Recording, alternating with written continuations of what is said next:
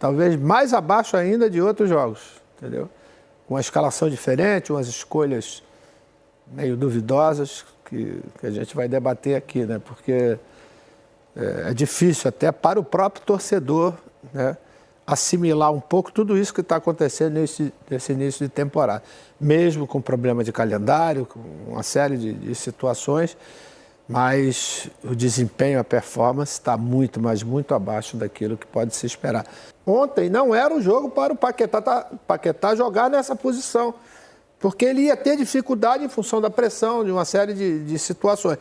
O jogo de volta em casa, você pode colocar, entendeu? Porque o adversário não vai te pressionar, não vai fazer tanta coisa que... Fala comigo, rubro-negro, galera. Tô trazendo aqui pra vocês hoje, nessa tarde, um trechinho do programa Seleção Sport TV, onde nós tivemos a ilustre presença de Maestro Júnior, ídolo incontestável do Flamengo, campeão mundial, com o lendário Zico. Enfim, bora ver o que o Maestro Júnior falou, galera, sobre a derrota do Flamengo para o Lanús por 1-0 no jogo de ida da Recopa Sul-Americana, e principalmente o que ele falou sobre o nosso Mr. Felipe Luiz. Eu já vou adiantando que ele deu uma puxadinha de orelha aí, fez algumas críticas ao nosso treinador. Créditos são do programa Seleção Sport TV da Sport TV, tá disponível aí no Globoplay por assinatura. Já vai deixando o seu like, se inscrevendo no canal, acionando o sino e hypando o vídeo para o maior número possível de rubro-negros assistirem a esse vídeo, opinião do Maestro Júnior, e também sempre ser notificado quando sair um videozinho top igual esse aqui no nosso canal. Sem mais longas, bora ouvir o que disse Júnior sobre Felipe Luiz. Tanta coisa que essa é a tendência. Faz em casa. Aí você vê a escalação daquele jogo e vê a escalação desse jogo, tem 8 mudanças. 8 mudanças. Ele mudou a defesa inteira que jogou contra o Botafogo ficou no banco ontem, e o ataque mudou praticamente todo também. E mesmo o Carrascal, que jogou contra o Botafogo, mudou de posição. Ele, né, Maestro? No jogo contra o Botafogo, ele jogou da ponta para dentro. Ontem ele jogou quase como um centroavante, um falso 9, enfim. Então, o time que deu alguma resposta na temporada foi totalmente modificado para o jogo seguinte. Você fazer umas mudanças, ok, o Cebolinha hoje é mais titular que o Lino, que começou contra o Botafogo, eu entenderia. Mas você precisa mudar tudo. Não é por possível. Isso que eu falo a respeito das escolhas, né, que depois, é lógico, depois do jogo, a gente fica achando mais duvidosas ainda, porque quando você faz essas modificações, naturalmente, é para que tenha uma melhora em tudo aquilo, né? E quem está no dia a dia percebe, vamos dizer, que está precisando de alguma coisa, mas não é o que está acontecendo. As mudanças estão sendo feitas e essa evolução ela não está acontecendo. E eu até entendo, não, tem que fazer um time de emergência porque fisicamente não está. Eu imaginava, por exemplo, ontem ver o Everton Araújo. Foi um cara que deu sustentação ao time, né? Quer dizer, o jogo. Então, se a gente tem um problema físico no Flamengo, escala os jogadores mais físicos nesse momento, né? E não foi o que aconteceu. Por isso que eu digo, não era uma final. Era um jogo qualquer. Ah, beleza, a gente está evoluindo, etc. Final, você tem que ganhar, final, né? Ou você tem que não perder, né? Não, porque quando você ganha, você diz, a Recopa está lá no currículo ali. Quando você perde, vai dizer, não valia tanto. Não, vale. Claro. A partir do momento que você cria toda essa estrutura, né, com um elenco que você tem, qualquer competição que você for fazer, ela tem uma importância muito grande, até para você dar a resposta ao próprio torcedor. Esse foi o Flamengo inicial, que a gente citou na abertura do jornal. O Felipe Luiz veio com Rossi, Varela, Léo Ortiz, Léo Pereira e Alexandro. Até aí, Maestro, é isso, né? Não, essa é a defesa titular. Exato. Então, peraí, é porque você falou de erros e... Como você chamou? Você não falou erros, você falou algo discutível ou duvidosos, né, questionáveis. Pulgar ali, Arrascaeta e Paquetá, ok? Aí você já começa a ter, por exemplo, você vai jogar contra um time que não tem um poderio ofensivo tão grande, que eles têm uma jogada principal que é cruzamento para dentro da área, né? Então você poderia, naturalmente, eu gosto, já falei aqui da outra vez, eu gosto do Paquetá jogando, vindo de trás. Mas talvez esse jogo de ontem não fosse o jogo melhor para ele, era um jogo muito mais para um cara que tem um poder defensivo grande, que é o caso do Everton Araújo, entendeu? Você poderia colocar o Paquetá um pouco mais à frente, entendeu? E você precisa ter um cara num jogo desse tipo lá que você consiga segurar essa bola para você dar um respiro na defesa e no sistema defensivo. Porque se essa bola vai lá, bate e volta. Outra coisa, não estavam vencendo os duelos individuais, que é outra coisa que você faz, dá uma respirada na tua defesa.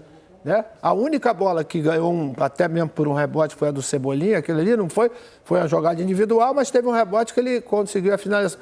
A maioria das jogadas, elas não foram, os duelos não foram ganhos.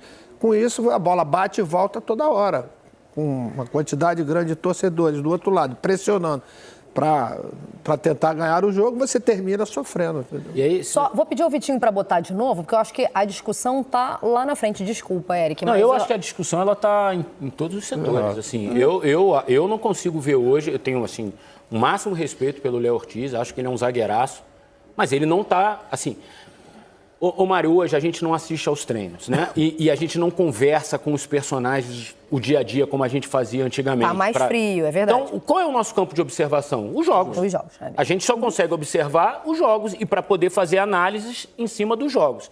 E o que os jogos têm mostrado, Danilo e Vitão estão jogando mais do que a dupla de zaga que ontem foi a campo. Léo Pereira e Léo Ortiz. Mas lá na frente vocês falaram algo sobre... Luiz Araújo, Cebolinha... Então, o Luiz Araújo é um outro caso. Por exemplo, ele começou a temporada machucado. Sim. Aí ele foi relacionado para o jogo contra o Corinthians, não entrou em campo, depois ele teve problemas musculares, ficou fora de 2 ou 3 relações, voltou contra o Botafogo, jogou 10, 15 minutos na parte final. E aí ele vira titular numa final de campeonato. Assim, eu acho que tem umas incoerências aí, e aí só o Felipe pode explicar, incoerências sob o meu olhar, tá? De repente... É super coerente para o Felipe, eu digo porque assim, ele está vendo no dia a dia, pelo que eu estou sentido, vendo em campo, assim, né? Para mim, muito incoerente, assim. O Luiz, ele não tinha feito nenhum jogo ainda para ser titular logo numa final, num jogo que exigiria muito da parte física de todo mundo, como o Maestro falou, como o Serginho falou. Porque a gente sabia que ia ser um jogo físico. Um jogo contra a Argentina, final de campeonato, lá dentro, você não tem outra... Você não consegue imaginar um outro cenário. Então, eu acho que ontem a atuação ruim do Flamengo passou muito pelas escolhas do Felipe. Eu acho que, assim, quando eu vi a escalação antes do jogo, eu desconfiei. Eu falei, será? Por que essa escalação? Não que eu não sou nenhum gênio, não, mas, assim, pensando, vendo o que tinha acontecido nos outros jogos e tal. O que pede o jogo. Tem jogos que você pede uma certa escalação, até como característica dos... É o caso que eu falei do Paquetá. Ontem não era um jogo para o Paquetá jogar nessa posição, porque ele ia ter dificuldade em função da pressão, de uma série de situações. O jogo de volta em casa, você pode colocar, entendeu? Porque o adversário não vai te pressionar, não vai fazer tanta coisa que essa é a tendência. Faz em casa ou fora de casa, né? E ontem eu acho que, por isso que eu falo sempre dessas escolhas. Eu fiquei também com dúvida da mesma forma como era, quando vi a escalação. Enfim, vamos ver se... Só que a gente não tem mais. Esse é o grande problema. A nossa avaliação é jogo, né? Não tem avaliação de treinamentos. Né? Eu acho que, principalmente, essa nova derrota do Flamengo, mas com um desempenho talvez mais abaixo ainda de outros jogos, entendeu? Com uma escalação diferente, umas escolhas meio duvidosas que a gente vai debater aqui, né? Porque é difícil até para o próprio torcedor, né, assimilar um pouco tudo isso que está acontecendo nesse início de temporada. Mesmo com problema de calendário, com uma série de situações, mas o desempenho, a performance está muito, mas muito abaixo daquilo que pode se esperar. Jogando contra um time que já deu demonstração, pelo que a gente sabe, de saber jogar contra times brasileiros, né? Porque ganhou de Vasco e Atlético, eu acho, e depois ganhou lá e empatou em cima do Galo. Quer dizer, isso é a demonstração que não espere o torcedor do Flamengo na próxima quinta-feira que a coisa vai ser fácil. Pelo contrário, eu acho que vai ser muito mais difícil. Mas material humano que o Felipe tem à disposição, com tudo aquilo que a gente já viu, da capacidade desse time, principalmente o ano passado, a possibilidade é grande, só que vai precisar voltar a ser aquele Flamengo de outubro, novembro, dezembro de 2025. Não dá para usar a bengala do início de temporada mais, não? Você pode até usar até um certo ponto, né? Já venceu? Eu acho que já... Até porque as opções são grandes, as alternativas são grandes. Por exemplo, novamente, é um jogo que você sabe que vai ter problema para reter a bola na parte ofensiva, né? E você não usa o Pedro novamente?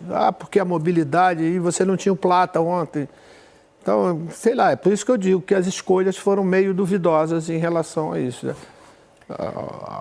Ao desempenho próprio. A performance do time realmente foi bem abaixo.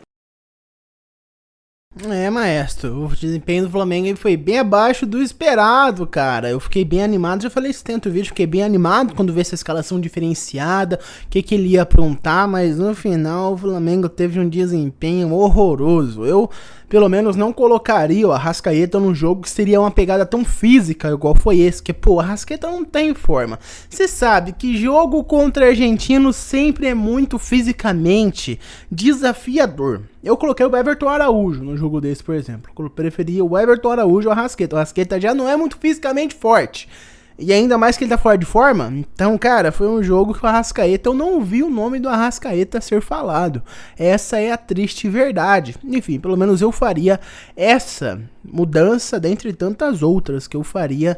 Mas de cara assim, eu já não colocaria o Arrascaeta, cara. Falando isso antes de ver o jogo, tá? Se eu fosse colocar antes, eu ia mudar o time inteiro, já que nós sabemos que esse time não deu certo. Mas vendo uma visão de antes do jogo, eu não colocaria o Arrascaeta. Nós não sabíamos, seria um fiasco tão grande essa escalação, né? Meu, pelo menos, fiquei animado achando que ia dar certo, mas não deu certo. Enfim, eu quero saber a opinião de vocês. Qual mudança vocês fariam? Vocês concordam com o Maestro Júnior? Discordam do Maestro Júnior? Deixa aqui nos comentários a sua opinião. Muito obrigado por ter visto o vídeo até aqui ao final. Não esqueça de deixar o seu like, se inscrever no canal, acionar o sino e hypar o vídeo. Eu vejo vocês no próximo e até mais. Não esquece de deixar aqui nos comentários a sua opinião, hein?